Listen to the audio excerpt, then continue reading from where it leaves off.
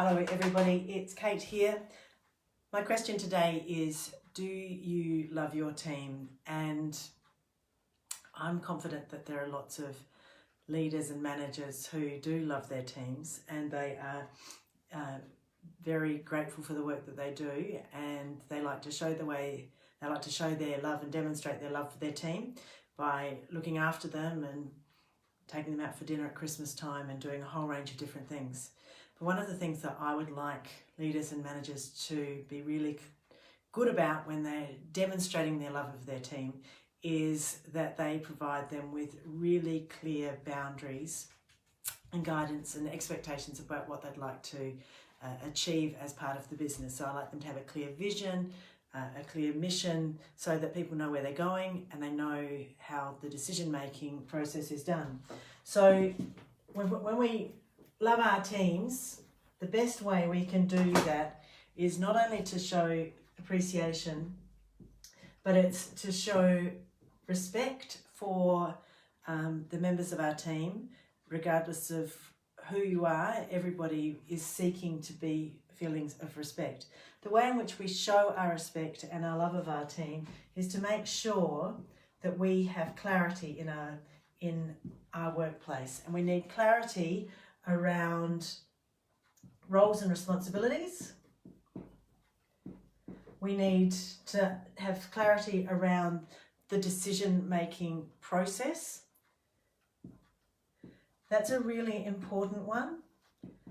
I do a lot of work with family businesses, and often one of the issues is who's the boss, because there might be an older member of the family who was the boss, but somebody's coming up through the ranks, and sometimes it becomes unclear as to who is actually the person you go to if you need a decision made, or that final decision made. So what is the decision-making process? How do you make decisions in your workplace?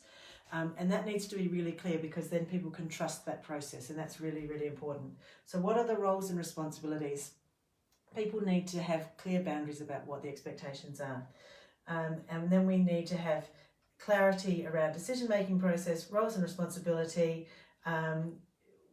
If there's a problem, who do you go to?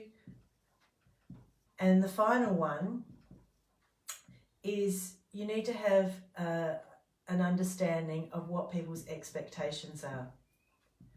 So often as leaders, we have an idea in our head about what we want to achieve, or what we think the business is going to achieve or the workplace is going to achieve. And sometimes that information is in our head, but we're not very good at expressing that information and sharing that with our team. It's much fairer to let people know what our expectations are. And then the other thing is it goes two ways. So what expectations do they have of you? Do they expect that they're going to be able to take leave over Christmas? Do they have expectations that they're going to work so many days of the week? There is a whole range of different things. Do they have expectations that you're going to be calm if there's a mistake made, and that there's a whole heap of things that could happen. So we need to be clear on roles, responsibilities, the decision-making process. We need to be clear about who to go to if there's a problem. So we need to have an understanding of those, of where people fit in the business. And finally, we need to be really clear about expectations. And if we do all of those things, then we are going to have a much happier workplace. It's going to be much easier to deal with issues when they arise, because everybody knows what to do, who to go to, and how a decision will be made. And it will create a whole lot less stress. And if you're not stressed, then it's much easier to trust everybody and to just get on with the work, which is what you really want. So love your team, look after them.